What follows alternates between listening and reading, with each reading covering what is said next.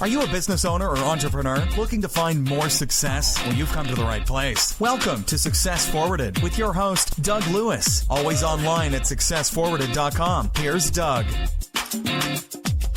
Hey, everybody. Thank you for joining us. I am so excited about tonight's show.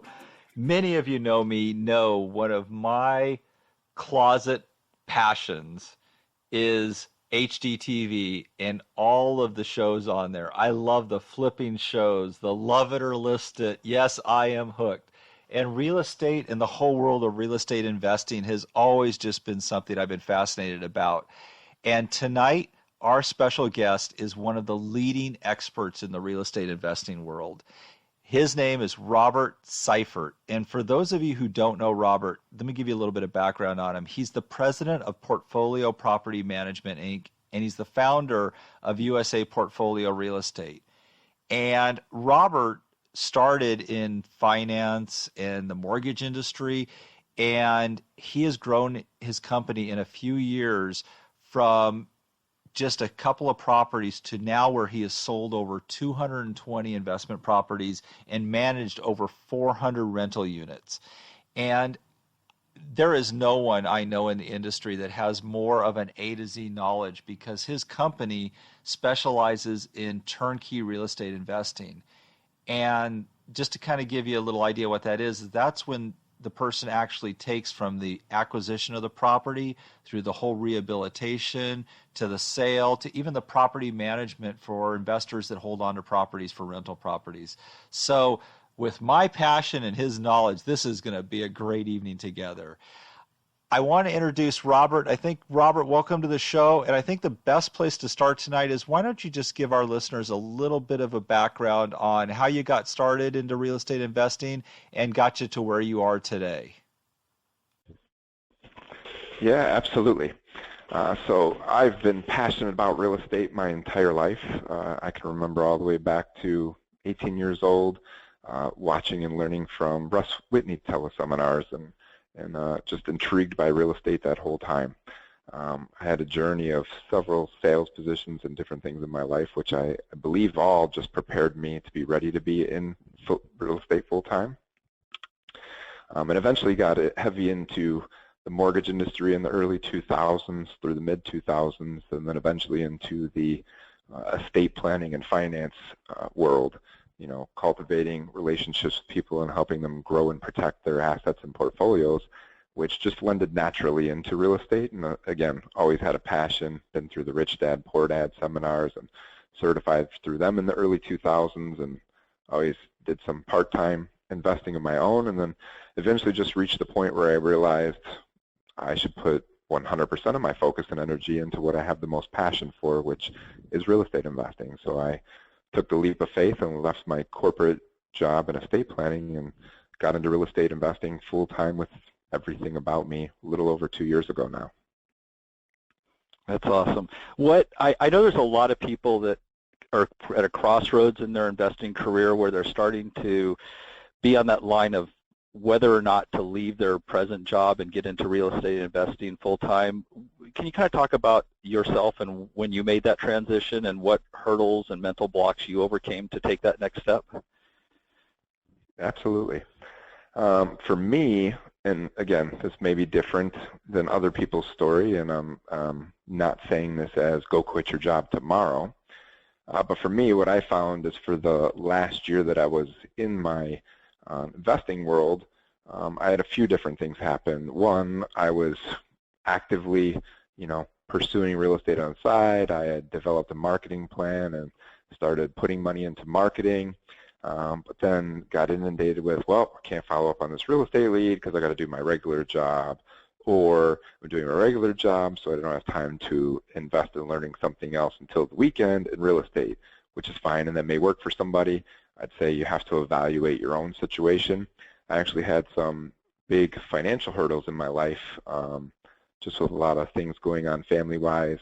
We had cancer in our family that we overcame and helped out with that. And then we also had my wife going through a few major surgeries, which drained all of our resources. So we were literally spending our last penny on that. Fortunately, the company that I worked for started a mentorship program, and they thought that I was one of the people that should be groomed to be a high vice president for the company. However, the ironic part was in that process and having one-on-one meetings with the president of that organization, one of the wealthiest men I've ever known, actually hit a point where I realized the reason that I wasn't hitting the level of success that I could in either my investment world and getting to that next level yet, or in real estate investing, is because my focus was split between two things. So for me, I had an epiphany that just said, I need to leave this, and I need to put every single thing about me into what it is I love and am passionate about and give it 100% of my focus.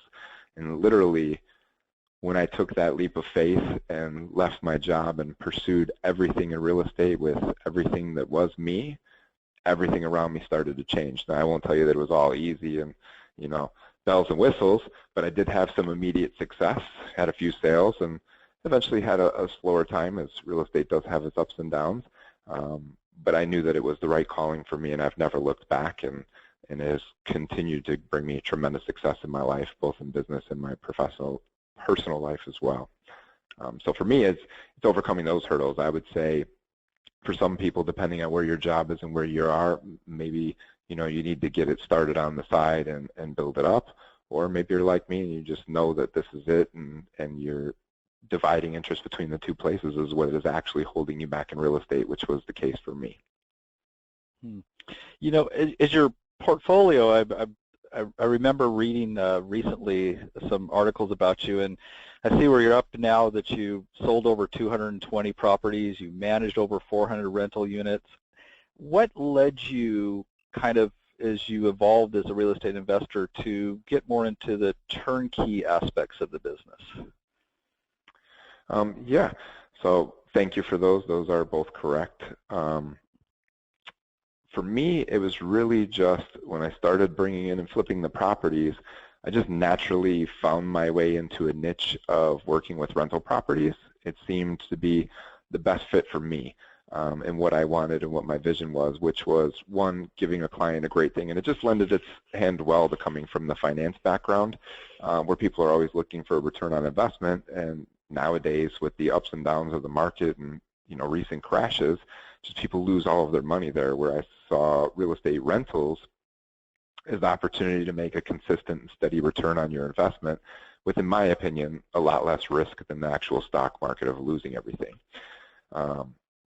So in that, I started doing the rentals. Actually never wanted to become a property manager, but became one out of just seeing what was going on in the market and recognizing that the problem that I saw when I was selling rentals is the management end was horrible. There was no communication. There was no good customer service.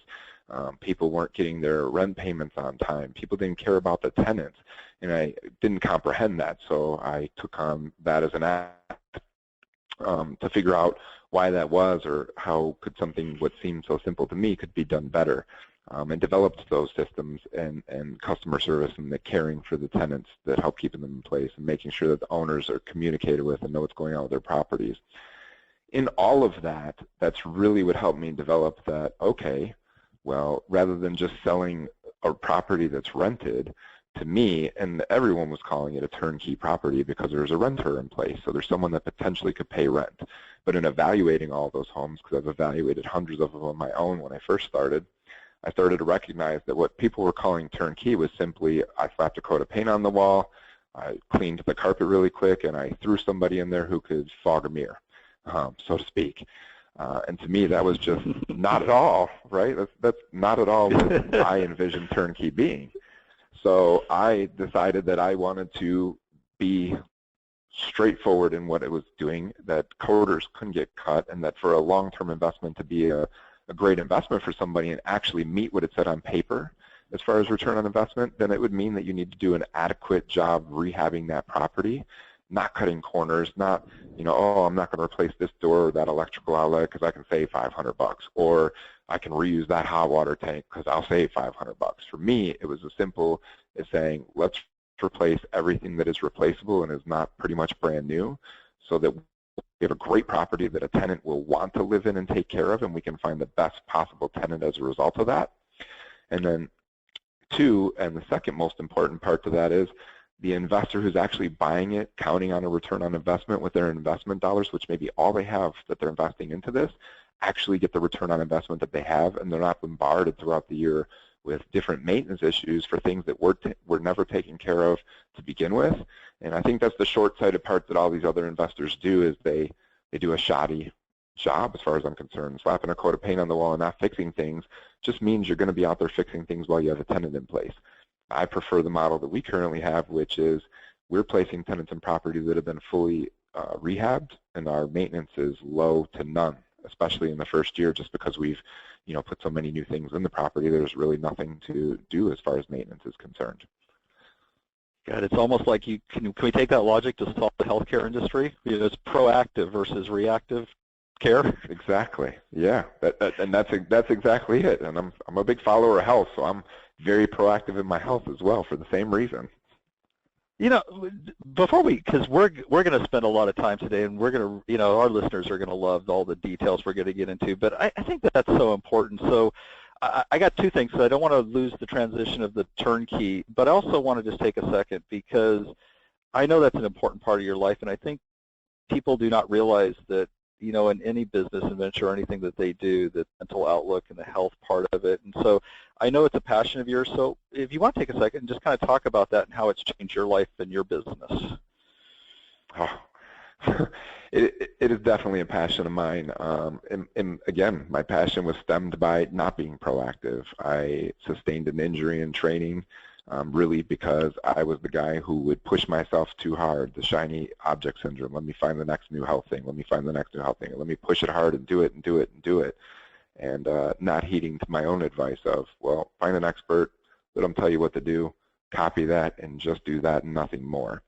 So it became very proactive. I actually sought out a movement system called Original Strength, which actually, well, I can't say that they fixed my body because they're not legally licensed to do that.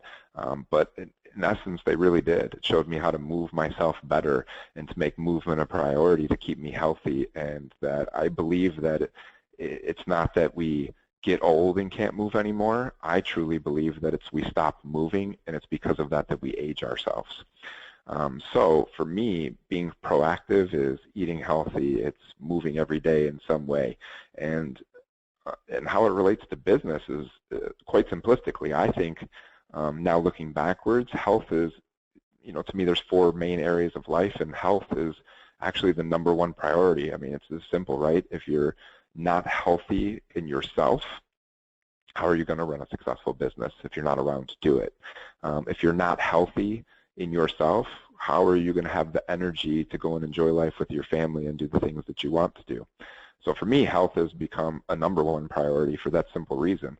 I don't think any of the other things around you can have, at least not to the level that you want them, without first having and maintaining your health to the highest possible standards. And simply speaking, it's just that it's the piece that fuels everything else. And you would know this. Just think about a time that you've been sick. How much do you get done while you're sick? Probably nothing. You wish you were healthy when you're sick. So if you take care of your health first and foremost, you don't have to worry about the times where you're sick, because you won't be. Or at least you'll do your best to make sure that you're not. It's got to hit home to a lot of the listeners who are real estate investors presently, because, I think part of the original appeal to the real estate investing business for a lot of people is to create an environment where they can have a lifestyle that they can do things like that. And, here's right here. So kind of just continuing on about the turnkey, I've heard you use a new term, and I haven't heard it used in the industry a lot, but I can see why now after kind of having you talk about turnkey, because in my mind, turnkey means, okay, well then basically I do nothing and it's done. And so you buy a property that's already done, it's turnkey. But in a sense, you use the term Hul Key, and I think if you kind of want to expand on that, that kind of has a better description of what you actually do then, doesn't it? Yes, and definitely a way that we're moving more in towards. And really all it is it's still, so Hul Key is just a term that I kind of created. And really what it stemmed from is I recognized that, yes, turnkey is a done for you, you buy it and you stick in the key. It's kind of like, you buying a franchise. It's supposed to be a turnkey business, right? You bought a business model and it just works. Well, turnkey, in theory, the correct turnkey is you've bought a property that's fully done, occupied, and cash flowing with a tenant, and done all the way right through everything I said, from acquisition to rehabbing the property up to the proper and high standards and certifying it with the city, to bringing in a qualified tenant and going through that process, and then effectively having them manage so that they stay and continue to pay on every month and make sure all of their issues are dealt with proactively, if at all possible. So that's turnkey, right? And you buy that product, it's already done. It may have been done months ago. So for me, what Hul Key is there's a big movement, and there has been for quite some time, of wholesaling, and wholesaling being a big part of what real estate is. And it truly is, and I've wholesaled several properties as well. And all wholesaling is you're buying a property under value. So to me, I have a combination of doing both of the same thing. So I've worked with quite a few investors that actually contact with us, and what we may have available as turnkey already may not be exactly what it is they're looking for. Maybe it's not in the right city. Maybe they wanted something that had more bedrooms. Maybe they wanted something that was in a higher rental market. And it may not actually be something that we have personally, using my own funds and group of funds, acquired and did the rehab on and placed a tenant already. So we came up with a Hul Key process. At least that's the term I came up with for it. And essentially all it is that we work with an investor. Even if we don't have what they currently want, we're going to work with them and find out differently than most other people, what is it specifically that they are looking for? What is that dream investment property that they want? How many bedrooms does it have? What does the street look like? What kind of neighborhood is it in? What kind of interior look and feel does it have? What kind of finishes were done to that property? If you could have the perfect investment that you would buy 10 of these if you had the money to buy it, what does that look like? What kind of return do you get on it? Is it in a higher end neighborhood and it produces a higher rent roll but has a lower return on investment per se because the investment is higher? Is that more in line with what you want? Whatever that is, we have a process of finding out what that is and then creating it for you. And what I mean by that is there's a couple different ways. One, we can solidify and bring down that property and create it all the way to the end and then sell it to you as a turnkey investment. Or what I like better is Hul Key. We make you part of the process. And how we do that is we find out what it is you specifically want. Then we put our marketing efforts, which are top-notch in the industry, to bring us in those specific opportunities that you wouldn't find anywhere else. They're not on market. We have a unique way of finding off-market opportunities. And then we find the exact property that you're looking to have. Maybe it's nowhere near the condition it needs to be, but that doesn't matter because we have the full process in place.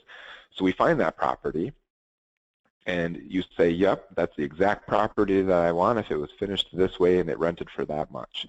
And then what we do is we contract with you to wholesale you the property at that stage, essentially, and escrow the money that's needed for the rehab, because we've already evaluated a property before we ever purchase it anyways ourselves, and we do the same thing for our clients. And then in that, the construction part of the phase, we go after the acquisition, we go right into the construction part of the phase, and the construction team just takes draws from the escrow as they finish stages, just like they do with our funds if we were doing it ourselves. And we manage that whole process for you all the way through in the finish of the rehab. Most rehabs take generally 30 days for the most part, for most of the rehabs that we do, because we have a pretty good system and process in place. And then as soon as that's completed, we hand it over to our property management division, who then goes to work marketing the property and bringing in a qualified tenant and doing all the pre-screening and showing of tenants and analyzing of their data. And on average, we're about 2 to 3 weeks to find that perfect tenant for the property. And then we place the tenant into the property, putting them under the proper lease agreements for long-term, getting all the utilities transferred over into their name, and handling all of that process. And then at that point, your wholesale property that you acquired and put down the money for the rehab is now finished and is now technically turnkey for you, as it is now producing cash flow every month sent to you on a regular basis from the management company. So that's, in essence, what Hul Key is. Okay, so that's a great, so I've got it now, because in a sense, turnkey, which you've been primarily known for over all these years, this is taking it kind of to the next level, and what you're doing is offering an investor the opportunity to come in earlier, which is going to maximize their profit, and also you're basically almost tailoring a solution to that specific investor's needs so that it's a win-win for everybody, it sounds like. That's exactly what it is. That's awesome. Well, you know, I know our listeners would love to pick your brain, and in this event, I'm going to, instead of doing kind of a question and answer like we do, what I'd like to do, and you've been generous to allow us to do this, is kind of just talk you through the process of the whole system and have you give us advice along the way with the different phases that you work in and advice that you might give an investor during those phases. So what I'd like to do is, if you don't mind, start with the purchase phase of when you're out looking at these properties like you just described for investors or for yourself, and what are you looking for typically at a property? What catches your eyes to make it look like it's a good investment in your mind? Well, for starters, we do a tremendous amount of marketing to different avenues to find a distressed situation. Other people call this ugly house. I think the funny part is that people misunderstand that to mean that it needs to be a rundown, ugly house, and that in fact isn't the case. An ugly house could be as simple as someone owns a property in another state that's vacant. They don't know what to do with it. That's an ugly situation. Or they've just went through a divorce and they're losing the property. Or someone passed away in their family and they're now inheriting a property.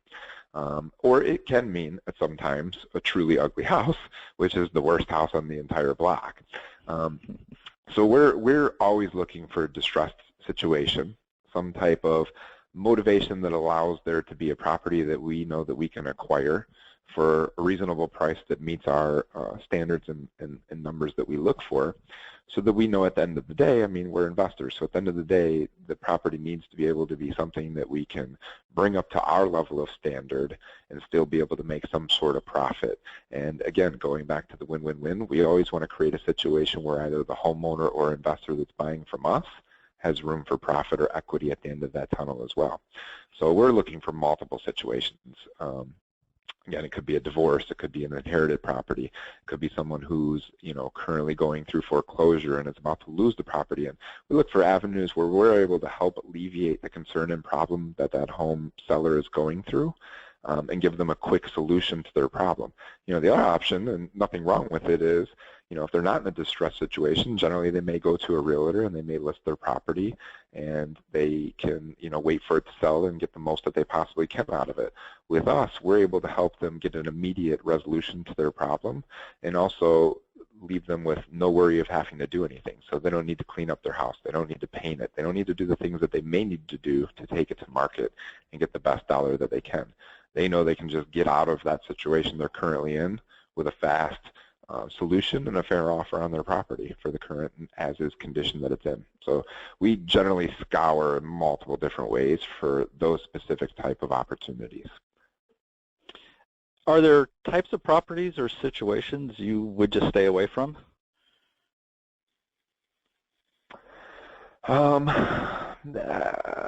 That's a good question. I wouldn't say that there's any specific thing that we necessarily stay away from. We definitely would evaluate any situation because of our network. Even if it's something that we can't help somebody with, we generally will, as just being a company that loves to find a solution for someone, point them in the right direction, even if it's something that we can't help. So maybe we can refer them over to someone that can help in their situation, or hand them off to a realtor, which we feel is the better fit for what they're trying to accomplish, which we've done quite a few times in the past as well. What about, and do you get into a situation where, because of the way the bank's involved, or certain situations where you just cannot gain control of the property in a timely fashion? Does it, I mean, there's got to be a point too, though, where time is of the essence in a sense for you to be effective and to get in and out and move on to more properties. Would those situations ever come up in that way? They, not necessarily. The only instance is, yes, like in a foreclosure situation, time is of the essence, especially give an example of where we wouldn't avoid it, where we do our best to help, is in the situation where somebody maybe waited until the last minute and their foreclosure's tomorrow. We might not be able to help in that situation. But again, it's not something we would turn down. We would do our best to try and contact the bank on their behalf and with them and see if there's any extension that we can get made so that we can hopefully get through the process and make something happen. That, again, it's a win for the bank as well, right? They don't have to foreclose on the property. They don't have to take it back into their inventory. The other situation where actually one comes to mind where we actually weren't able to do something. We had a seller contact us, and literally the next day their house was going into tax foreclosure to the point that it was no longer redeemable if they didn't pay, $40,000 by tomorrow. In that case, the property looked like it could be an advantageous investment. However, the problem is it just was not enough time for us to be able to gather the diligence necessary to make certain that there wasn't other extenuating circumstances that would have meant we put $40,000 into the taxes to save her from that foreclosure, but we missed this other problem that made it not a worthwhile investment. So for us, it's just at least having enough time, a good 24 to 48 hours to be able to perform proper due diligence on the property and know everything that we're getting ourselves into. And what I mean by that is there are generally things you may not even be aware of on your property that are in the title history of the property that may need to be cleaned up and may take some time and can't be resolved overnight sometimes. It's interesting because it almost, and by no means do I want to sound like a salesman for your services here, but the first thing that pops into my mind is somebody who, plays, in the small game of investing in real estate is that's a scary world sometimes, and that's kind of the whole key aspect of what you do is kind of a safety net to know somebody who has that experience, because it sounds like in a lot of ways some of those properties could be high profit returnable properties based on the situation, that you have a comfort level of knowing that you've handled that type of situation and knowing what can and can't be done. So it makes a lot of sense as to why you feel like you wanted to do what you do as a business at this point. Oh, totally. I love what I do. I love helping people. That's why I said we really don't turn down any situation. We look for a way to help them if at all possible, or at least to give them to someone in our network to see if that person can be of service to them. In any possibility. And yes, a lot of investors are right. They would pass up a lot of the opportunities that I just said because they don't recognize that they're an opportunity, or they, more importantly, they just don't have the experience to know how to handle that situation, so fear would have them do nothing. Where we have no fear of it. We've dealt with every situation. I think, too, one of the things that you've used the word a lot I've picked up on and is helping people.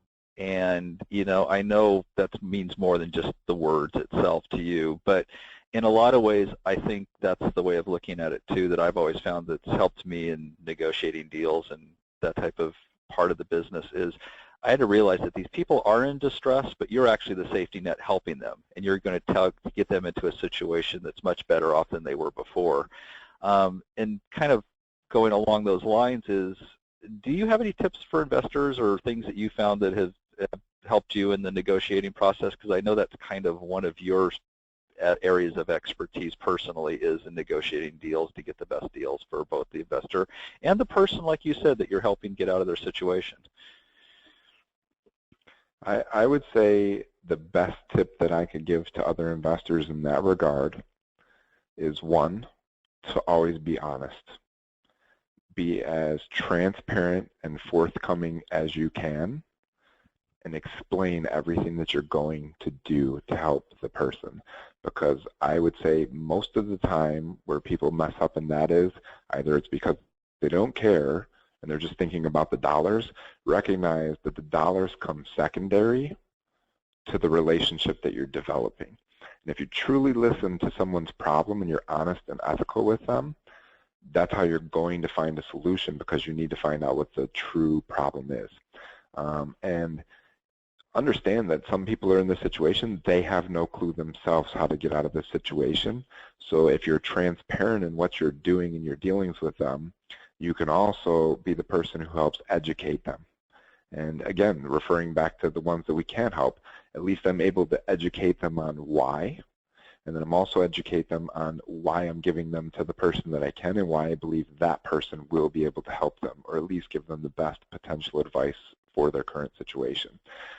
Again, I think it comes second nature to me because I truly do care. I mean, my purpose in life is to help as many other people as possible and inspire and impact others by just being the example I want them to follow. So I do this. It's inherently who I am.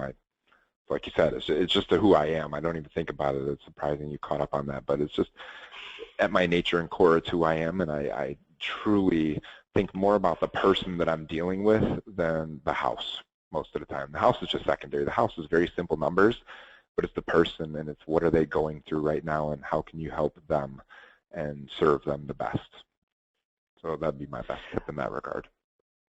Yeah, that's awesome. So let's kind of move towards now. We've got the house, the property, and we're moving into the rehab phase. Can you kind of talk a little bit about how do you handle the rehab process? And I know you have set systems now, but I know you've developed those over time. So if you can just kind of talk about your processes and your systems and how you approach the rehab. Yeah. So you're correct. Even in how we acquire and find properties, that's all in systems too, right? It all comes down to systems. How do you evaluate every lead? How do you make the right offer? But then going into the rehab phase, it's the same thing. Now that we've acquired the property, and mind you, in the acquisition phase, part of our system and process is to evaluate the potential rehab on the property, and we do a very thorough job with it. I would say that we're within 10% or less of where that actual rehab is going to end up when we get into the very detailed, long, drawn-out version. But the first step is once we've acquired a property is to have our contractor go back out and now write up a detailed scope of work of what's going to happen with the property in line with what we were already looking to do. Now they're going a little bit deeper than they would in a surface diligence just to make sure that we're close enough in price, but they're going to go through and evaluate every aspect of the property. We're also going to look into the city to see what kind of permits we're going to need to pull, what kind of certifications that we need. And then there's a process. We use a checklist, that all of our contractors are on page with, so they know that we're going to evaluate every step of the process, and we have a specific flow to how we want that property done. So let's just start, from the outside. We want a clean, crisp look on the landscaping. We want all trees and trims trimmed away from the property so that it alleviates any maintenance. It also lessens the security risk of the property. Clean gutter lines, new and fresh, downspouts pointing away, no cracks, that are a safety issue outside, freshly painted or newer siding, or cleaned up brick if necessary. We're looking at the roof and going to update a roof that is even debatable. Then we're getting into the property. Obviously, the main thing is making sure that it's structurally sound and the foundation is sound. Then you need to get into the plumbing and the electrical, make sure all of those things are operating and properly grounded and have everything done, because there's quite a lot of times you're buying a property that some of the things just never were done appropriately to. So we pull all of those things out to make sure that they're done right, and if not, we fix them. They're quite easy fixes, but again, someone might cut that corner because it saves them $500. We're not going to. We replace all flooring for two reasons. Generally, it's because we want to also see what the subflooring is in case we need any structural work there to make sure that the underneath, like I could replace a piece of carpet, it looks good in a photo, but is the wood underneath, good, not rotted, doesn't have any problems. So we go through thoroughly and look at all of those things. Once we've gotten the full scope of work and the contractor and I agree on what is going to happen to this property moving forward, generally in our process, there's a 1/3 deposit, or in my world, just because we have a great relationship with our contractor, we actually give them a 50% deposit because we've done quite a bit of work together. So, but generally for most new investors, I would say I wouldn't give more than 1/3 up front, especially if it's someone that you don't know. It's enough money for them to go and buy the materials that they need so that they can get the job started. Then with us, we have a process of following up on that. When they're ready for their next draw, we go through with a checklist. And we're going and looking at all the things that they've completed so far to make sure that they've actually done 1/3 of the work that needs to be done before we give them some more money. In my process, in that case, I would give them another 1/3 so that they could continue with the work and they could finish the rest of the labor. And I would not give them the final 1/3 payment until they're 100% complete with the property and there is nothing left for them to do.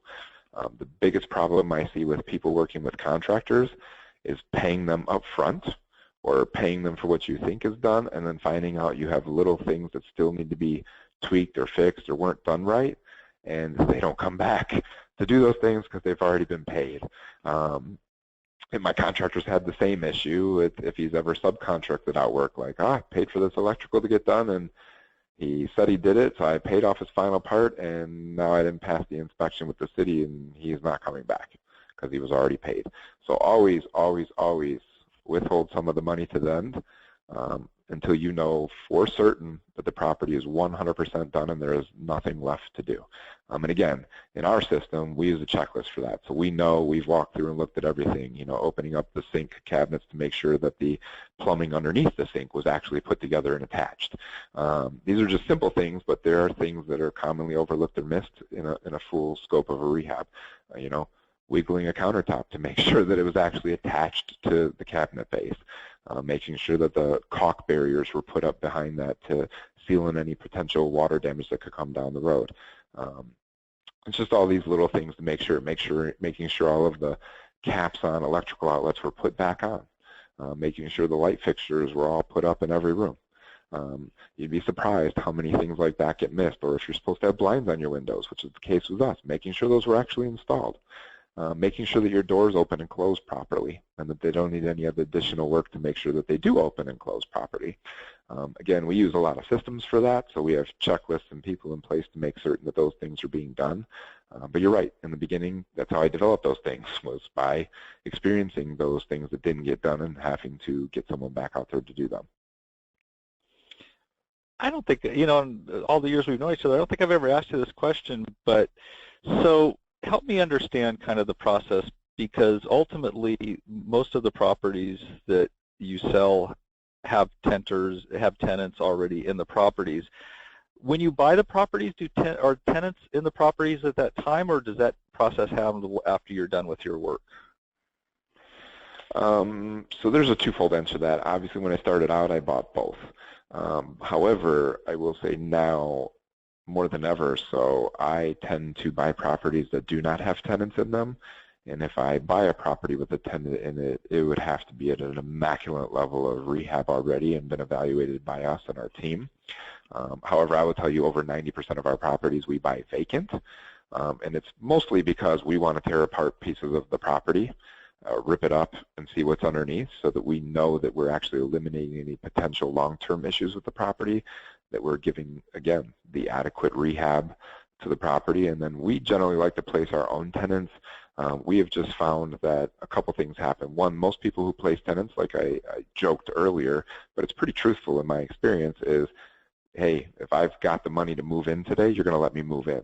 You don't know if I've got a for sure job. You haven't seen if I just got evicted last week from somebody else. You don't know if I'm, you know, registered as a pedophile. I mean, you know, and I say that jokingly, but it's all truthful. It's all stuff I've experienced and seen.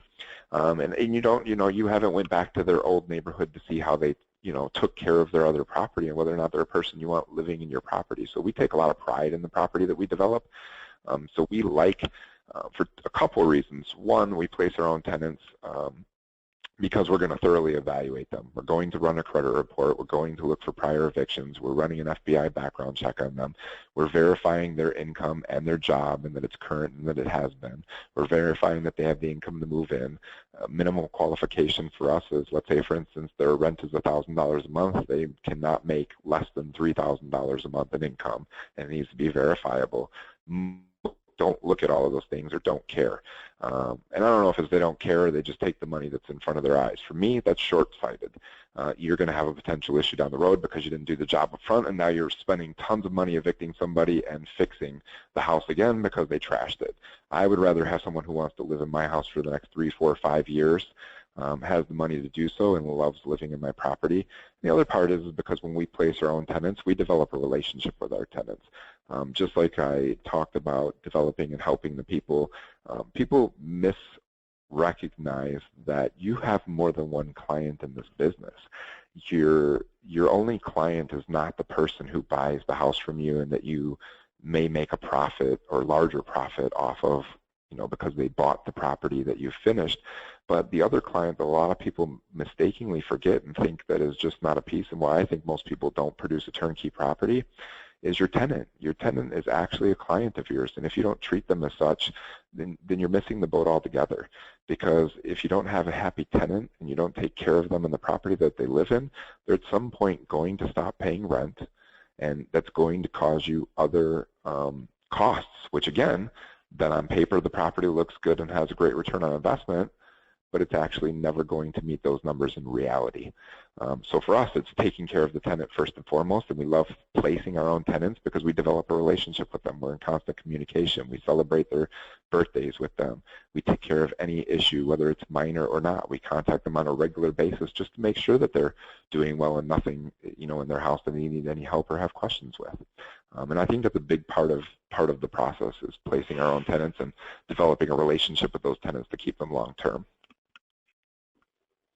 It's funny how you talk about the relationships. I remember one of my first investment properties was a studio rental. I hit both sides of it as you were describing that because it was a studio rental in a college neighborhood, so I understand about the trashing and the turnover, and I wish I had somebody like you around in those days. But on the other side of it, as you talked about, it was amazing that if you develop that bond or friendship, how much it affected them.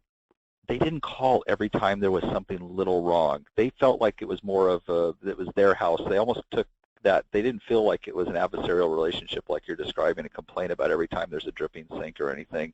And it made my life easier too. And I'm sure you found that in your dealings and why that's just so important to you.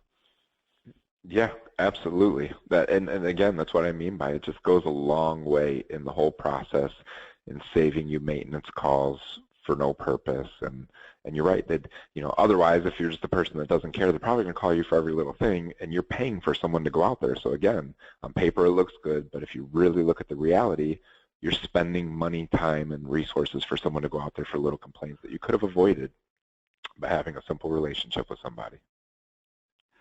Just kind of delving a little bit deeper into the rehab process, and the systems are in place so that you have, I'm figuratively A plus B equals C. But at the same time, just on your experience, and I know, there's probably a generality I'm asking that can't be specific to every property, but just in general, paint colors, kitchens, baths, where, you put more money into. What have you found to be, that kind of sweet spot during the rehab process that maximizes the return investment during that phase? Yes, well, you're right. So going into a little bit more detail, we are pretty, for lack of better terms, McDonald's franchise when it comes to that.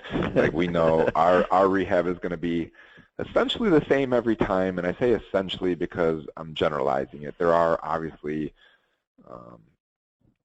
outside times of this. You're in a higher-end neighborhood, you do higher-end finishes than typical. But in a typical generalized notion, yes, bathrooms and kitchens are number one. That's where most of our money is going to be spent on. For us, rehab is very simple. We're not the company that just throws on a slap of white paint. We actually paint two-tone every property. So every property comes with a neutral setting. It's generally like a beige colored wall. I don't remember offhand the exact color that we're using, but we have a standard color that we use for all of our walls. And then all of our doors, trim, and ceilings are all a white color and more glossy on the trim. For us, it just is more aesthetically pleasing. It's a neutral tone. It's not just some basic white, so it looks a lot better and more appealing. We use the same color carpet in every property, which is same thing, neutral colored. It's more of a beigeish tone. We replace all the padding. For us, if there's currently hardwood floors in a property and they're salvageable, we love hardwood floors, so we'll generally go through the process of refinishing them. We feel that they give a great look to the property, and we love reusing what's there. So I love when we tear up an old carpet and see that there's hardwood floor underneath it, because we'll actually use it. A lot of people will throw a carpet on there because the carpet's easily replaceable. We love hardwood floors, so we'll refinish them and have a good team for that. Another pretty standard thing for us is majority of the time, we're going to replace all of the interior doors. We want all the trim to be painted white, we want all the doors to be white, and we like 6-panel doors. We think they're more aesthetically pleasing and they just give a better feel, and again, more comfort for the tenant and the person that's living there. For us, every rehab, just to back that up a second, is I want a property that I would feel comfortable moving my parents into. So if it's not a property I or my family would want to live into, then it wasn't done adequately. Going back into that same thing, so we're always going to replace all the flooring. Even if there's decent flooring in there, I mean, we're very seldom going to use what's there unless it is great condition. And what I will say there would be, let's say, you know, tiles are already put into the, you know, ceramic tiling or some kind of good flooring like that has already been put into the kitchen or bathrooms. We may use that if it's in great condition and it's just something that needs to be cleaned up. Big one is running into a lot of bathrooms that were, you know, in the 50s and 60s, they did a lot of tiling where the walls are tiled to match the floors, and we use a lot of that if it's in really good condition. You have the solid tubs that we'll reuse, and maybe they just need to be reglazed. So we will do that a lot of times. Otherwise, we're going to replace that with a whole new tower shower tub and lining.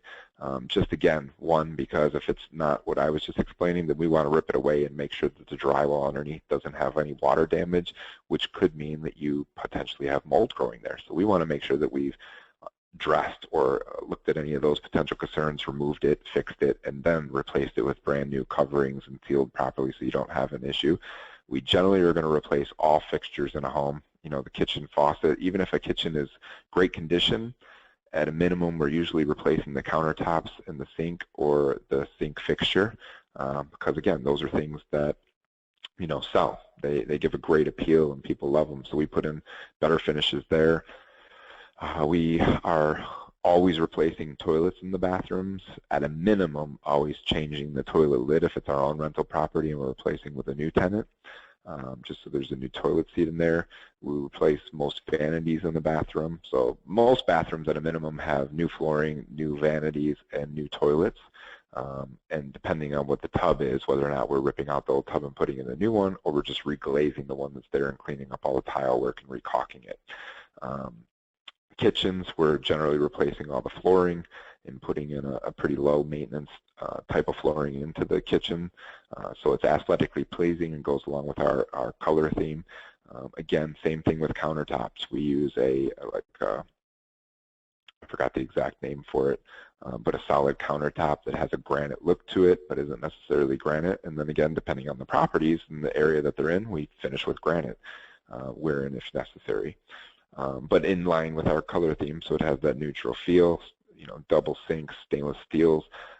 As you can see, we definitely will put more of our money into a kitchen and into the bathrooms so they have better finishes. We are generally, if we're not replacing all cabinets, a lot of times if the cabinet structure is solid, we may use that and we may just take all the doors off and replace all the dooring, potentially, you know, sand down and repaint the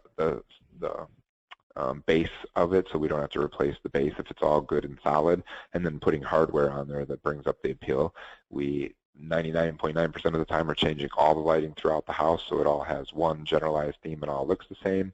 We're always pulling all electrical outlets out of the wall to make sure that they were properly grounded and grounding them, and replacing any outlets or covers that had any paint or don't have a fresh white clean look to them, putting that in. All the light switches, same thing, we pull all of those, make sure they're all wired properly, and make sure there's no paint on any of them and putting them all back in, and generally replacing a lot of those. Hot water tank, if it's in great brand new or newer condition, we may keep that. However, we replace most hot water tanks with a brand new hot water tank so that we know we're unlikely to have any maintenance issues. In that, obviously, we're checking all the plumbing, ventilation to make sure it was properly vented, make sure it was properly plumbed in the first place and has adequate things. If a house has galvanized plumbing, we're generally replacing the plumbing with a more up-to-date system that just has a better feel and flow to it. And plumbing is really one of those, depends, but in the fixtures we're changing a lot of pieces of the plumbing regardless. Electrical, if it has a fuse panel, we're going to update that to a breaker box every time. Just, again, it's one of the things that a higher standard that we hold, so our electrical always gets upgraded in that sense. And if there's any questionable wiring, we're replacing that. We go outside even to the extent of how old or new is the electrical box from the company placed on there. We've replaced a lot of exterior boxes just so it has a new fresh box. Make sure that the wiring that's coming to the house is good and that the lead down to the main box is all in good condition. If not, we'll replace that, or if we need to get in contact with the electrical company for their assistance in doing that, we'll do that as well. Furnaces. This is where I'm actually pretty big and different than a lot of people. A lot of people, if a furnace is working and you can just clean it up or use it, 10, 15-year-old furnaces see lots of times in houses. I'm more of the adage of replacing it and putting a brand new furnace in. One, I just love new stuff. It's new, it's fresh, it's clean, and we know that it's going to operate and be maintenance-free. And even if there is a maintenance issue with it, because it's brand new, I have a warranty on it, and it's covered, and it doesn't cost me or my clients anything. So I love putting in newer furnaces, unless there is a brand new high-name brand furnace in there already. Then we'll service it and clean it up and make sure that it's operating properly. We're going to check the thermostats to make sure if they need to be replaced, and generally replace those. We can get into simple things too, like, and again, every room has the same, feel. So we replaced a lot of closet doors so that we have, newer closet doors, making sure they open and close properly. New flooring throughout the property, as stated before. Windows are dependent on, if they're good quality windows that are in the property, we're generally going to leave those alone. If they're older or have wood frames, we're always going to scrape off any old paint, refreshen and paint those and seal them back in properly. Roofs, I'm again a big one on roofs too. I love replacing roofs. I just love the look and feel of dimensional signals, and I love knowing that we've gotten down to the root of the roof to make sure that there isn't. So if there's any sign inside of the house of any previous water damage or water leak, we're generally going to replace the whole roof rather than just patching or repairing an area of a potential roof. I'm more inclined to say, why further a potential problem by just patching one spot? Let's take off the whole thing. Let's reboard it, reshingle it, retarp it, do it the right way, and make sure none of the corners were cut in the actual process, because we find that a lot of times when we rip things up, there was something that was cut in the actual process that wasn't done right, and that's why there was a leak. So we'll replace that. If we're replacing the roof on a house, we're going to replace the one on the garage as well, just so it matches and has the same feel and look. We generally replace all gutters unless they're in great condition already, and add all the downspouts and point away. We're always cleaning up all landscaping, and again, wanting to trim everything away from the house for security purposes and maintenance. We don't want anything touching the house. We also don't want bushes that cover windows so someone could hide behind them.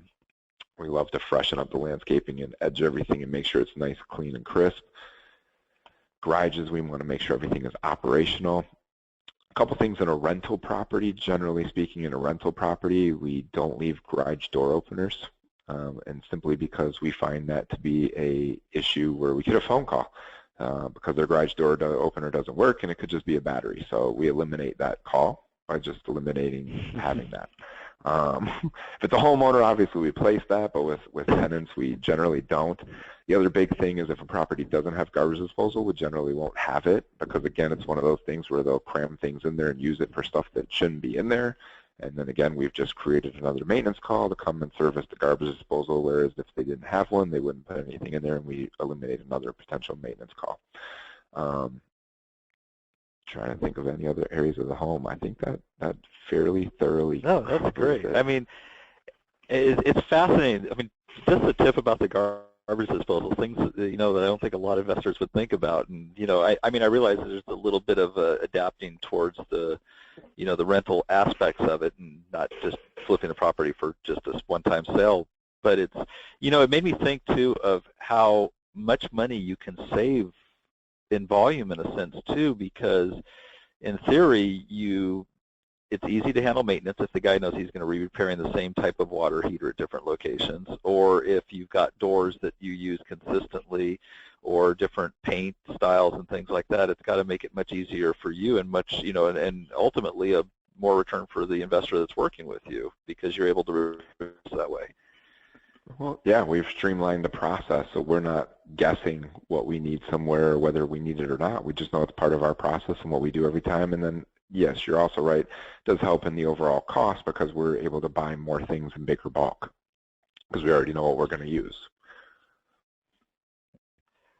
So rather this than may buying be paint by the gallon, we buy it in 5 gallons or more. 5 gallons, yeah, exactly. And then two, um, I was thinking about, you were talking about the little details and things like that and stuff, and it's nice to not, the little touch-up paints and all the things. I remember the last rehab, and very well the little details, and ultimately, it's funny, not even the rehab. We recently remodeled our house, and I will tell you that it was not the big picture things when I walked back in that bothered me. It was the little details that you described is what bothered me. And, I know somebody like yourself who, not only is the attention to detail important to you, but it's also the little things that you're not willing to skimp on. That is what makes it different and what makes a property stand out, in my mind at least, and I can only speak for myself. No, I agree 100%. And it is the little details. I mean, down to an irritation that me and my contractor used to have, it's just a funny one, was he always forgot to put the vertical blinds up. And it's a simple thing, but it was a detail like, hey, why is this just wide open? Where's my blinds? Or why was this not caulked? That needs to be sealed to eliminate water from getting back there in the future. So yeah, it is always the little things. It's the little details that get overlooked. A new address bar, a new mailbox. It's just a little detail, a doorbell. I mean, simple things, but every little detail matters. And we finish every house with a cleaning to make sure it's thoroughly cleaned. A lot of people don't do that. It's funny because, and boy, I appreciate you kind of extending a little bit extra time with our listeners here, because I'm finding this fascinating. I know they are too.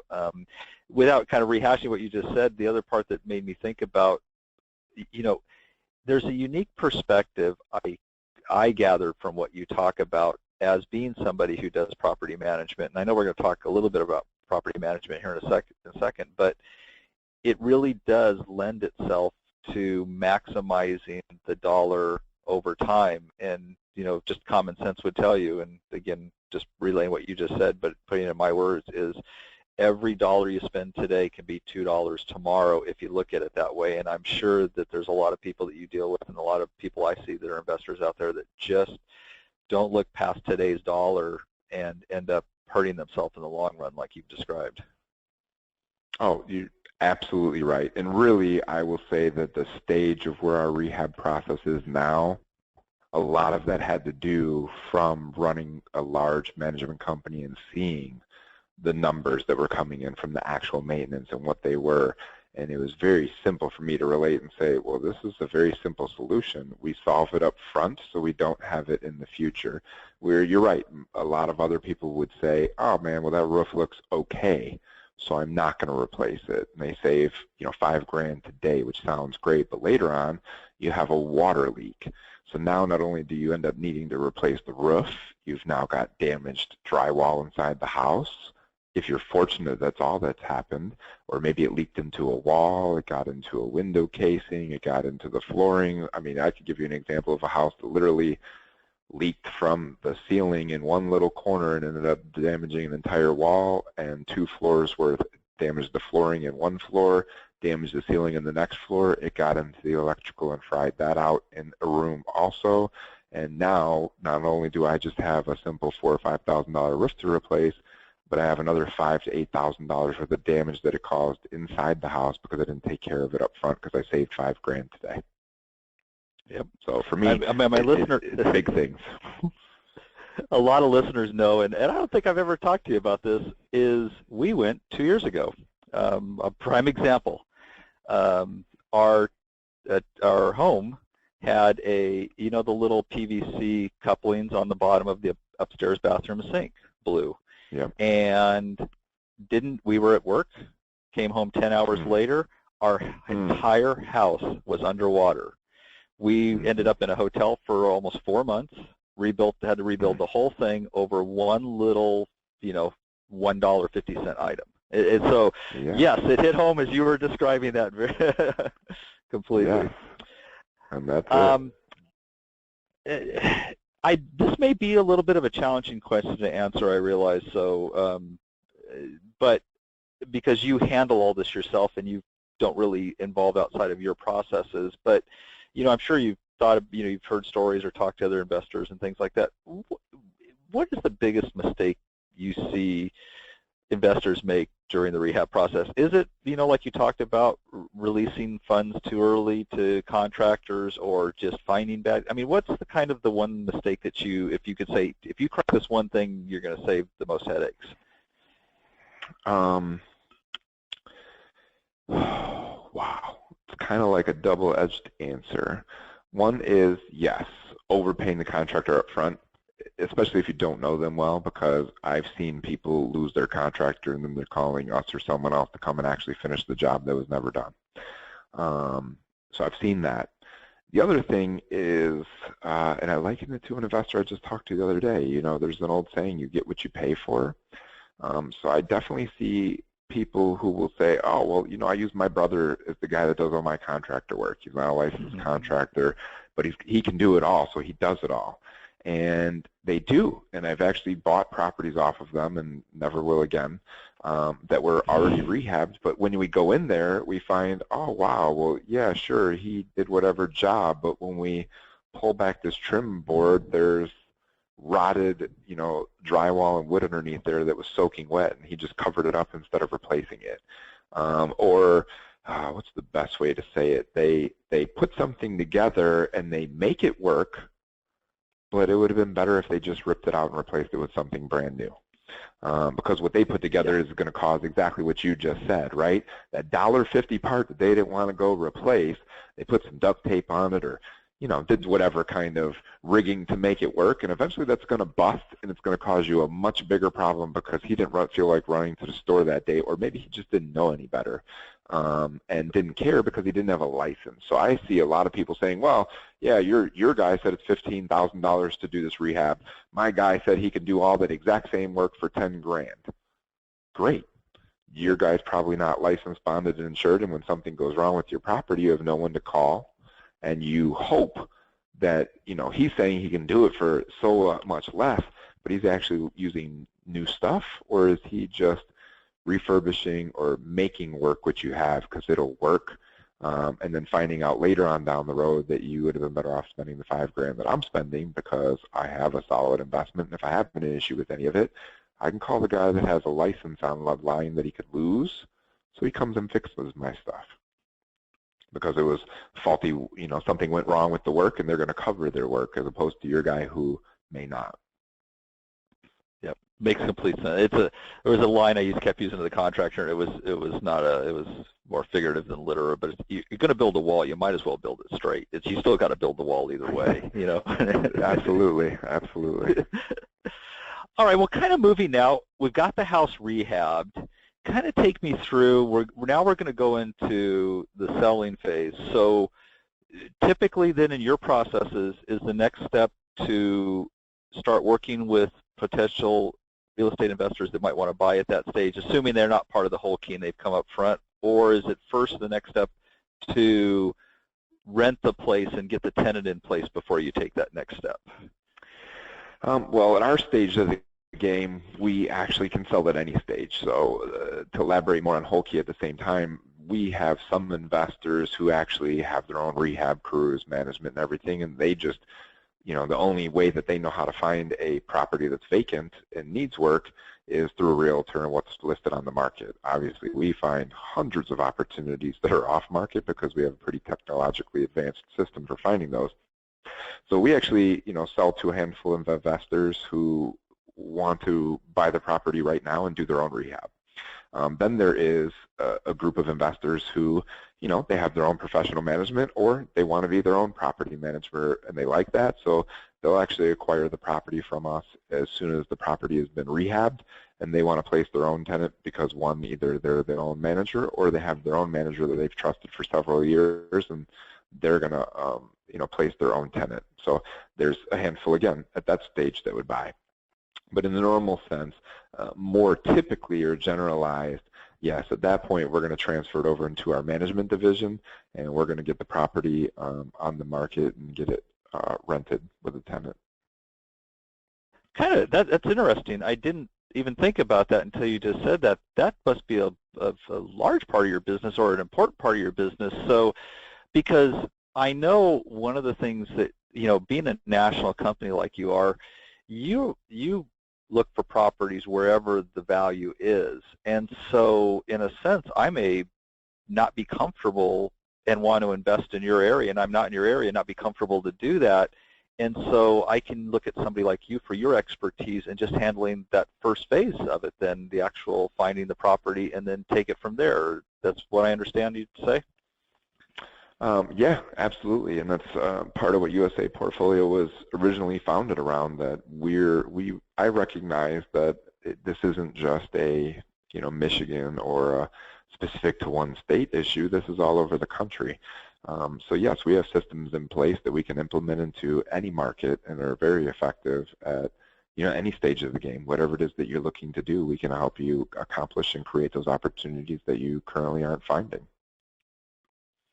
So just kind of going through, I want to talk just a little bit more about the buyer part of it, but just kind of going back to the steps then, in a sense, I could, buy the property from you or use you to help me negotiate and get the property right up front and then handle the rest.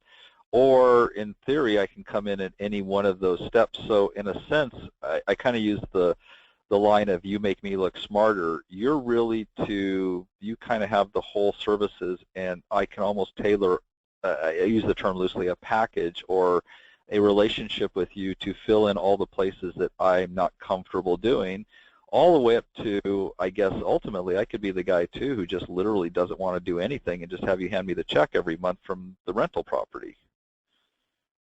You're absolutely right, yes. So, yes, you could buy a completely turnkey property that's already done and cash flowing, or, right, any stage of the game from acquisition all the way to that, we can facilitate. And I think you said it right. We're like the best way I could say it is we're just like a white glove concierge service, right? What it is you need, we will go to work and create it for you. So whatever part you're not comfortable with, we'll take care of that end for you and create it. And you take it. Like we work with some of our buyers are people who are handymen. They love working on the house themselves. And now in that case, yes, they're going to save a considerable amount on the rehab, or they're going to make money off of it because it's their own labor. So they're able to cut a cost that obviously I have to incur because I'm not going to go do the labor myself, and couldn't produce the amount of properties that we do at that notion either. But they're not good at locating properties. They're good at doing the work. So we locate the projects for them, and they may buy a couple a year, and it may take them a lot of time, but they're making their equity and their profit off of the money they're saving on the rehab. And they may sell it, or they may tenant it, different situations. But yeah, we can facilitate any stage of the game that you need help in, and that's why we came up with Hul Key, because it's kind of like we can wholesale you a property. We'll get it under. We'll go through the diligence, do all the legwork for you. You just sit back, and we'll bring you the deal that you're looking for. You don't even have to go do the work or spend the time, money, and resources to find and evaluate properties. We'll bring it right to you, and then we'll wholesale it to you. Or why we call it Hul Key is we can take it any step of the way, all the way up to a turnkey property, facilitated with your funds or ours, depending on the situation. One of the things I also, when we were talking together before this interview, is you were talking to me, and I never even thought about it until you had kind of described the process, is you actually work with a lot of real estate agents because a lot of their customers are brokers, and there's tremendous opportunities for real estate agents who want to work with you on your properties and for win for them too. If you kind of talk a little bit more about that and explain how you work with real estate agents. Yeah, we work with real estate agents in a couple capacities. I mean, it's a great relationship. We're both involved in real estate, in my opinion, in slightly different capacities. So someone who generally has found us may have already been working with a realtor in the past, and because that's all they knew, right? They said, hey, I want to find a property for sale. Well, I might as well call a realtor because they sell properties. So a realtor has a great ability to look on the MLS and see everything that's available on the market. And when I say on the market, it's just something that's listed for sale. And they can scour and look for those opportunities that you're looking for, and they can bring them to you. Where we fit in great for realtors on that regard, and this is one of the three main things that we work with realtors on, is one, we're able to create opportunities that are off market. So a lot of times, a lot of the realtors that we work with, they have an established relationship with a cash investor who's looking for a property, but they have nothing to show that investor because have at their disposal is things that are on market. So they work with someone like us because, again, same situation. We can acquire the property their client is looking for at any stage of the game. So we can find them an off-market or create an off-market opportunity to specifically fit their needs and bring it to them. And hey, now the realtor looks like a hero because they're able to fulfill the need of their client. They don't have to go find another realtor to do so. And the realtor makes money off the transaction as well because they found an off-market opportunity and they got paid for finding that opportunity. The other scenario is we work with realtors to, find listings. They can help us find and acquire properties that fit our mold. And they bring us opportunities, and we pay referral fees for that and get them their commissions. The other thing that we do is, again, like I said earlier, there are some situations where what we're able to do for a client is not the best fit, and in our opinion, it's not what's best in line for that seller. In that case, we're going to refer to a realtor who now gets a listing as a result of that. That realtor is able to make a commission off of a house that they never had. So in other words, we're able to give, in the relationships we have with realtors, we're able to give them listings that they would have never otherwise acquired because they wouldn't have even known about the potential that this house was going to go for sale. And a lot of those times it's just the person needs more money than we're able to pay for it because maybe they, the mortgage balance on their property is closer to what the value of the house is worth, and they could get that money. They just need to go through a realtor and list it at that price. So that a realtor will still make money because they're able to make their commission off the property and they're not looking for a profit margin on a rehab per se. And the third way that we work with realtors is we contract with realtors for all of our rental stage. So we actually use an internal marketing system as well as list our rentals on the MLS so that we can gather the use of, the top agents out there that are renting properties and get the most qualified person to live in our home. Makes sense. And do you find that, kind of coming back, and I know, we use the term bird dogs and things like that, but do you find, I would think in a lot of ways, it becomes just a line of communication between the two of you, which is such a benefit to both businesses that it just extends your network, to touch in areas where you might not have normally touched. And it allows you with, I guess, in a sense, with your Rolodex to have a pulse on so many areas of the country that most other people that do what you do don't have that ability.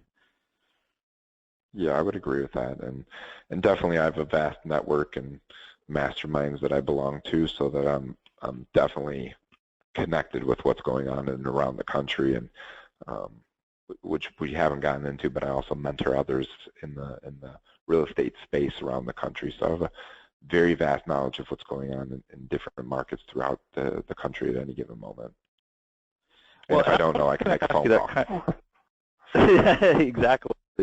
And that was one of the things that kind of in this phase right now is ultimately we've kind of, we've got to the end, and you're looking to maximize your profits. How do you determine your selling price for properties, or kind of what's your thought process? Because there's always the, do I want to, it ultimately for any investor, it's a numbers game. And so I just wanted to kind of share your thought process on, determining, what you find is the right profit margin and what works for, in the sense, for your world. And you have to break it down, into details. I don't want to give trade secrets away, but at the same time, a lot of people, don't have a comfort level at all. And, we've both seen investors who have overpriced products or properties that sit on the market, and they're losing money while that sits too, and they don't look at the, getting into the next investment and moving on. Yeah. For me, it's really there's a great thing that I learned early on, and it's really likened to a lot of other investments, which is a lot of people make the mistake in thinking that you make your money when you sell the property. And I say that's not true. You realize your profits when you sell the property, but the reality is that you make your money if you purchased the property correctly. So what that means is quite simply, one, you have to do an adequate diligence on the property to make sure you know what the true value of that property is in its best possible condition based on current comps that are in the area, not a year or two ago what it was worth. You have to know what it was currently worth today. in today's market, and that's an ever-evolving market. So again, I wouldn't use 6-9 months ago information, because that may not be the current pulse of that neighborhood. So it is one in starting and knowing what that end value is. For me, without getting into too many detailed information, we use a very simplistic formula when acquiring a property, and it really is dependent on a market. If it's a hot market, we're a little bit higher on these percentages. If it's not a hot market, we're a little bit lower on the percentages.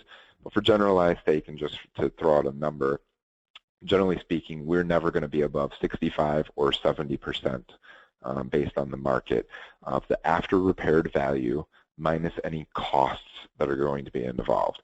So to give you an example of that, if we know this neighborhood is a $100,000 neighborhood, that's what the nice homes in the area are selling for, and I'm using 100,000 just as a generalized number for easy math, then we know going into it, once we've determined that is our end value of that property, that the most we want to be into that property all in is, let's say, $70,000 or 70%. Then we go and evaluate and say, okay, well, this house is going to take $15,000 to rehab it to look like the houses that are selling for $100,000 or to look better. So in that case, we take our $70,000 number and we minus the $15,000 that we have in rehab from that number. So now we're down to $55,000. So now we know in our world what we call our MAO, or our maximum allowable offer, is the most that I can pay for that house and expect to be able to make a profit when I'm finished with it is $55,000. Anything over that is too much for me to pay. And anything, if I'm at that number or below, then I know I'm buying a property that I have a built-in profit potential. And assuming the market doesn't take on me. Now here's the good thing. I use these formulas because if the market starts to drop, I'm still pretty protected. There's a lot of room. So there's a lot of room for different things to happen. One, if I'm a little off of my rehab, I have some wiggle room there because I bought at the proper price. If the market starts to drop, let's say 5-10% over the next 6 months before I can sell the property, well, I still have a buffer where I can get out of it and still make a profit, and myself or my investors don't lose any money. I've also bought it low enough that if it's a handyman or someone else that wants to buy it, I can bump up the price enough where I can make a profit for all of my work and efforts and team for going to work and spending our time, energy, and resources to locate the property, where we make enough of a profit where it's worthwhile, and we're still leaving a ton of profit on the table for someone else to make if they go in and do the work. And then all the way down to the last potential scenario there is I've bought it at an adequate enough price where I can go do the full rehab. I can put in the full time and energy to do that, place the tenant, take all the holding costs into consideration during that time frame, get it rent rolling, and still be able to sell it to an end investor for slightly less than it's worth most of the time. That doesn't always work out that way, and for us, the return on investment as far as cash invested versus the rent that's coming back to you is more important than the actual appraised value of the home. Because truth be told, I don't care if the value goes up and down. When it's a rental property, it just gives us different write-offs year over year. I care more about the cash flow potential of it, right? That the rent is going to keep coming in. So if the value drops this year and goes up next year, I don't care where the value is until the day I want to sell the property. I care what the rent is that's coming in on a regular basis and what I'm cash flowing each year. And so in that case, most of the time they get it undervalued, but even if not, we know that we've built in enough room where we're able to make the profit margins that we need to make to do this, and to still sell it where it's a great return on investment for the end client. I never thought it in those terms, and gosh, you just made, you always give these nuggets that are so great, and I'm sure everyone listening has picked up different nuggets, but it's almost, and I use the term obviously loosely, but inflation proofing. The advantages of the rental aspect of it is you aren't hit so hard with those fluctuations. Like, I never even thought of it in those terms until you just described it that way to me. I was just reminded in a conversation I had with somebody else who said, well, I've bought other houses that are, $10,000 less than yours, and I'm worried if the market drops that I overpaid for, your house because it's a little bit more. And I said, well, one, again, going back to the old statement, you do get what you pay for. And I would take one guess, number one, that you're buying a cheaper property and there were some corners cut, and I'm willing to guess that if you've owned that property long enough, you could go back and look on paper and see that you've had an adequate amount of maintenance that has offset that $10,000 savings that you think or thought that you had, and you actually never got the return on investment that you were promised. Whereas two things with our properties. One, the quality of our product is second to none, and you're not going to have those short-term or long-term maintenance issues that you would with another property that will make my investment less expensive over the long term. And two, we have tremendous service in our team and our communication, with everyone. So you're with us. If you're buying a turnkey with us or a Hul Key all the way done, you're not just buying a property. You're buying the service and being a part of our family. But the other part of that you said, same conversation I alluded to with him was, you're looking at this short-sighted. You're not buying a rental property so that next year you can sell it because the inflation went up. You're buying a rental property because you want to collect the cash flow. My guess is you're intending to do that for the next 5, 10, however many years, right? If you bought a bond in the stock market, you're buying it for the dividend that's coming back to you. So you're not buying it so you can sell the bond next year. You're buying it for the long-term income of the property.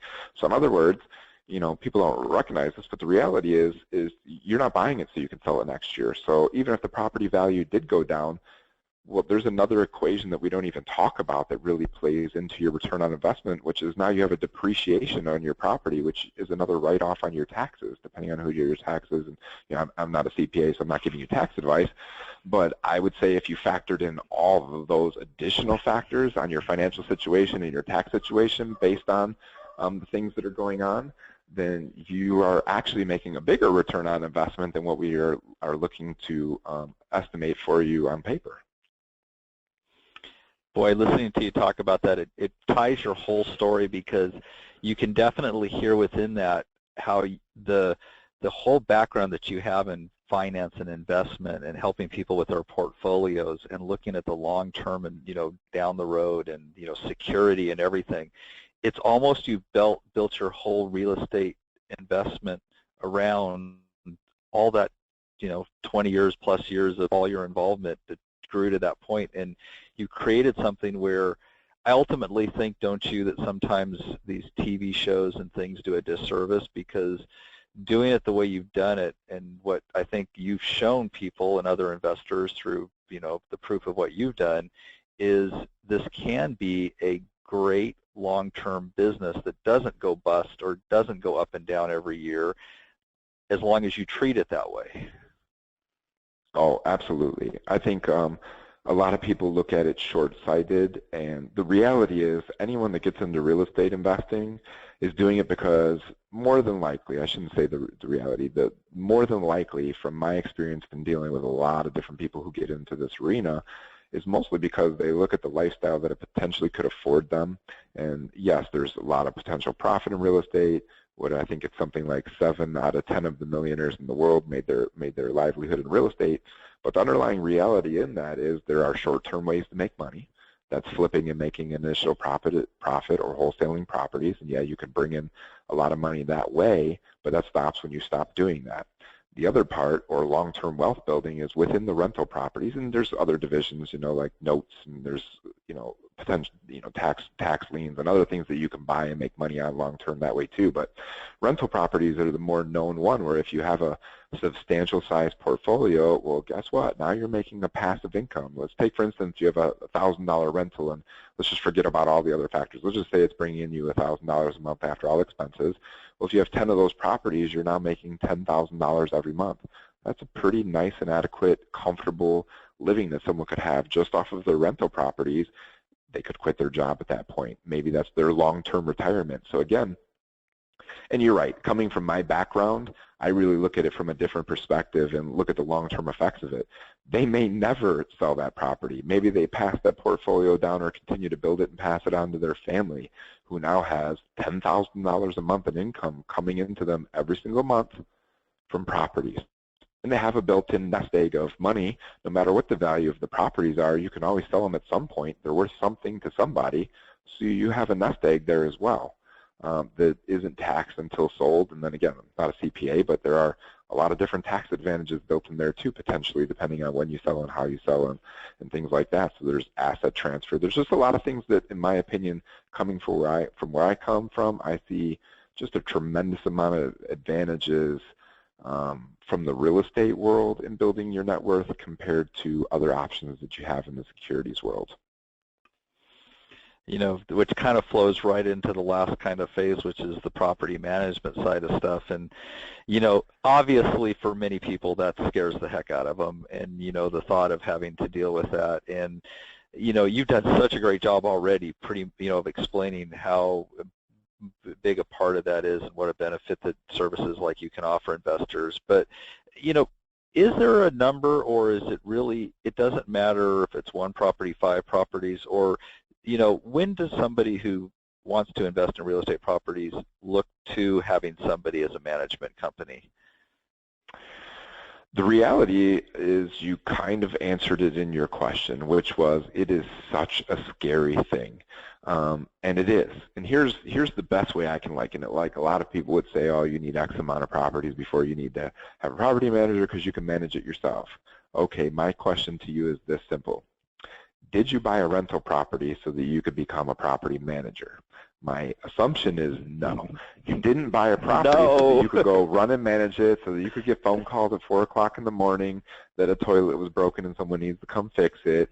Those weren't the things that you envisioned, and that's what scares people. And I have a joke with one of our attorneys in a podcast that I was on about the broken toilet phone calls. And it's simply for that reason. Like, there are phone calls that come in at 4 o'clock in the morning, and someone has to answer them. And if you're the property manager, that's you. As a property manager, we have a portfolio and size of properties that we manage that allows us to hire all the services.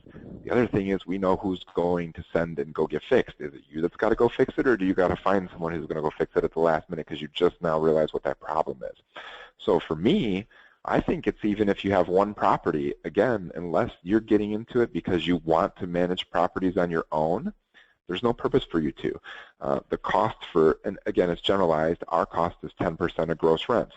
So I would say for the cost that's involved, the amount of time and energy that it alleviates you from is worth that investment, even if you have one property, because, again, the only thing you're going to do is, just like you said, even if you brought us your property, we take over management for a lot of clients. We're looking for, better overall customer service and communication on their property, and someone that will manage it at an adequate level for them. But the biggest thing is, if you don't want to get phone calls at 4 o'clock in the morning, because it's not a matter of if, it's just a matter of when you'll get those phone calls, to me it's worth paying someone to handle all of that for you, and just know that it's handled, and every month, every issue that ever came up throughout the month was handled for you, was addressed accordingly, and done the appropriate licensed and insured way, and you were protected the whole time, and your investment just continues to pay you. Because my assumption is that you bought the property for the passive income that it brings, and you're short-sighted if you believe that saving that 10% off of gross rent is doing you a favor, because all it means is you're the one taking all the phone calls every week and every month. And if you don't do this for a living, it's going to create more phone calls because you don't know the proper way to deal with them and address them and how to fix and solve those problems and make sure that they're, solved long term, so you don't continue to go those problems. And also, what do you do when the tenant's late or they have an issue? Do you allow emotions to get into play, or do you run this like a business and do what's appropriate for that rental property? I think it's funny, one of the biggest things people on my team and my management company and division that we just added to what we do and recreated was that they're surprised how fast I will file for the notice for eviction. And I say, well, just watch what happens. It's the difference between you're emotional about what they just told you. I'm not. This is a business decision. They didn't pay rent on time. There's a standard to keep. That standard is they pay rent on time. And this is not being rude or not caring about people, but there's a standard that has to be established. We file that, and it's amazing to everyone on my team how fast people end up not having an issue paying their rent to alleviate ever having to go to court or us getting to our attorney. And it generally only takes one time for that to happen in the beginning of a relationship for them to know where our relationship truly is, and that what we're going to do if you don't do what you're supposed to do. And it sets the stage and standard moving forward. And I can tell you honestly, we collect over 98% of our rents on time. We have very seldom have people that don't pay us on time, and we actually, to date, have 0 people that we've taken to court in the new management company. Now, obviously, you did allude earlier, I did run a much larger management company of over 400 people and had a part, and things weren't run correctly there, and that's where I learned a lot of these processes. and learned that we had a lot of disagreements in those things, and those disagreements made that company not run right. Well, now I have the example on paper to prove my ideas and systems and things the way a management company should be run are what hold a high standard. We collect over, like I said, over 98% of our rent is paid on time. We collect 100% of our rent and maybe pay it a day or two later than it's supposed to, but that's after a firm stand of where we stand. And we're upfront. We've already told tenants that prior to, and we give them ample different ways to pay us and automate. But yeah, I would say, even to simplify my answer, even if you have one property, you just have to ask yourself, is this what you wanted to get into, managing properties on the side, or are you just looking for the passive income? If you're looking for the passive income and not for the headaches, hire someone who knows what they're doing to make sure that you're just getting that passive income you were looking for. Yeah, I kept envisioning being on vacation somewhere and that phone ringing as you were saying that, you know. And that's what happens. That's the when. That's when it does happen, is when you're in a place where you're the least able to do anything about it. Yep, and Home Depot's closed at that time. Exactly.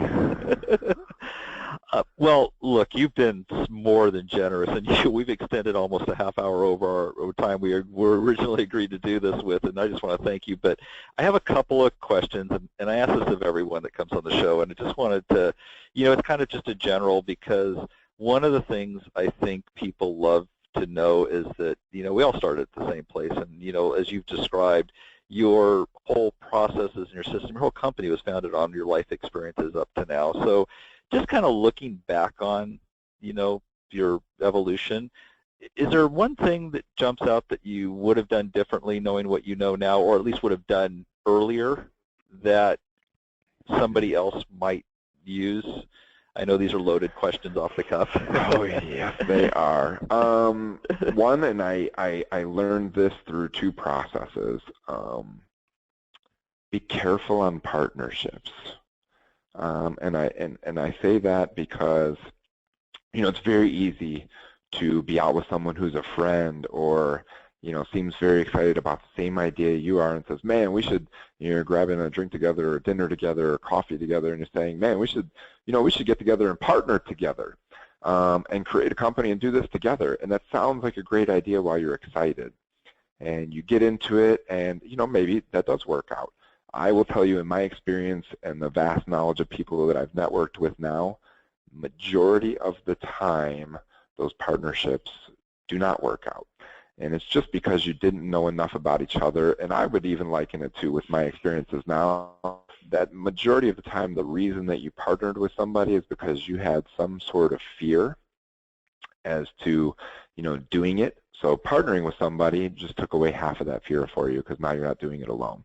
I would say, rather than get a, bona fide, we're 50-50 partners, find someone, it doesn't have to be us, but find someone with adequate knowledge like us that can guide you through the process without having to be a partner in your actual business.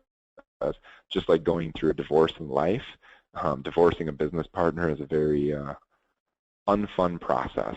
And if you're going to go the route of having a partner, make sure that you learn a lot about that partner and ask for the last 10 years worth of referrals of people they know, and really do your due diligence on what type of person that is. And if they don't have the relationships that have known them for 10 years to tell you anything about them, that maybe should tell you something about why they shouldn't be your partner. And I definitely have experience I won't go in depth in, but just alluded to the management. And that's really it, just finding, I'd rather find out before being business partners that you have to break up, that although you sound in a meeting that you're on the same page, that you inherently have completely different ethics and morals about yourself.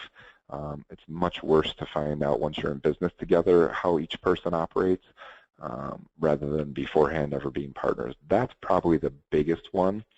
The second biggest one is if you don't know any of these systems, because I will tell you, I did it, by running around all over the place in the beginning, developing some of these. If you don't know the systems, either find the best in the industry that you can partner with that can show you some of the systems, find and hire a mentor or a coach that can teach you some of the things. Don't just jump out with no knowledge, no nothing, and trying to do it on your own. It can work, but save yourself the time and the headaches by hiring someone knowledgeable who can shortcut your learning curve and learn from their mistakes rather than making them yourself. You know, it's funny you would say that too, because I truly, honestly believe that, you know, and that there is a certain segment of investors who are successful because they take that next step, they take that action. I mean, you know, we both are firm believers in different teachings of motivational people, and, you know, and the things you listen to, and there's the people that read them and don't take action, and there's people who read them and do take action. And I want to compliment you in one sense, because I think based on what you just described and what you're talking about is, I honestly believe that you are that person who says, look, I know you might go to 100 coaching sessions, and I know you might learn everything. So realize the one thing that I'm going to assist you with that they don't bring to the table is I'm going to be there through the whole process with you. And as you decide you need, I can be your safety net, and you can use me as much or as little as you want, but I'm going to make sure not only do you have the knowledge, but that you've got somebody there who will make sure you implement it. And again, I don't want to put words in your mouth and say you're getting them off the couch, but at the same time, I think that's a comfort level that somebody like you, and complementary with knowledge, is an unbeatable combination. Yeah, I would agree with that wholeheartedly. Sorry, that was really not a question, was it? No, but I mean, you're right? Like I started my whole business by taking action. The problem in that, and I believe wholeheartedly in taking action, right? It's better than inaction. Sometimes the problem is, though, we take actions that create us to be busy rather than proper actions. And hiring the coach, you're right, like that's what I love helping people with right? Like I can eliminate the actions that you don't need to take and point you in the direction of the actions that you should be taking. And then more importantly, in what order should you take those actions? Because a lot of people, it's funny, they want to get started and they want to take action. So, hey, I'm going to go get my LLC, and I'm going to create that, and I got to get business cards, and I got to make a logo. And those are all actions that are not necessary when you're first starting. And not that they're not important at some point, but if you've not even done a property yet, you probably shouldn't be worried about all those things. And you're taking those actions to stall you from the action of actually finding a property that you can sell. If you're not going to take those actions, then all the other stuff that I just said is really irrelevant. So I apologize. I'm going to throw you one more question here, but just because it just is so important what you just said, and it made me think of a whole area that somebody listening to this, that you literally also could come in and save somebody in a situation where they're in the process but lost. Does that ever happen where you help somebody who has started down a road where they're in over their heads and anything in that nature?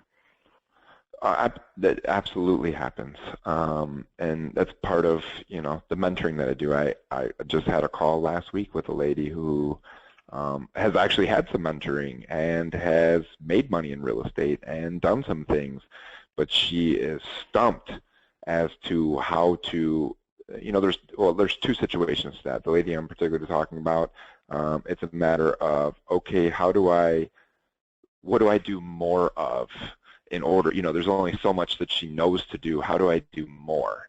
And in that case, yes, you hold their hand and say, okay, well, here's the next steps that you're not taking, that you can be taking, that will give you more to your business so that it can continue to grow. And then the other side of that is you're just taking absolutely the wrong actions, and you're questioning yourself as to, man, this is probably not what I should do. Because this just doesn't work. The reality is it does work. You're just taking all the wrong actions and you've buried yourself. So someone like myself or someone of my level of experience, the advantage you have is they can step in and say, okay, well, we need to scale all that back. This is all stuff you don't need to be doing, or maybe you just don't need to be doing yet, and it's not working because you weren't ready for that part. You were trying to jump to what you thought was the right thing, but it's not the right thing for where you're at. Let's start here and develop you from here, and then we'll build back up to that point. And we've done that too. That's awesome. Well, look, I want to personally thank you. I mean, I know, you were kind enough to spend, 2 hours with us and our listeners, and the amount of information you gave was just incredible. And I know I know right now everybody's asking the same question that that I have on my list is, if people want to talk to you, learn more about USA Portfolio Real Estate, and more important about you and what, and just they can talk to you and share information or share thoughts, because I know one of your whole premises is that the better the industry is as a whole, the better it is for everyone. How does somebody get a hold of you? How can they find out more about you? Let us know where we can find you at. Yeah, first and foremost, you can find out more about us at our website, www.usaportfoliore.com, and you can gather a lot of information about all divisions of what we do there. Or you can reach us directly at our local number of 248-820-5060, and a member of my team can definitely help you. And if you're looking to conversate with me directly, they could arrange that potentially for you as well. Robert, I can't thank you again for taking time out of your busy schedule and sharing it was incredible, just the depth and the wealth of knowledge that you shared with our listeners tonight. And it doesn't matter whether you're in the real estate investing industry or whatever business you are, this show was founded on people such as yourself that have become successful, that want to take and pay back a little bit to others who are new in business or struggling a little bit, and just share some of the stories that you went through and what made you a success with them to help them become a success in whatever they may want to do. And if you're somebody out there who is in a similar position with Robert and wants to pay it back, send us an email to info@successforwarded.com, and we'd love to have you on the show sharing your knowledge and your expertise with our listeners. Everyone, thank you for being part of tonight's show, and we look forward to talking to you again soon. Have a great night. Thanks so much for listening to Success Forwarded with your host, Doug Lewis. To stay up to date and for more great content, visit successforwarded.com and on Twitter @SuccessFWD and on Facebook.com/SuccessForwarded. We'll catch you next time.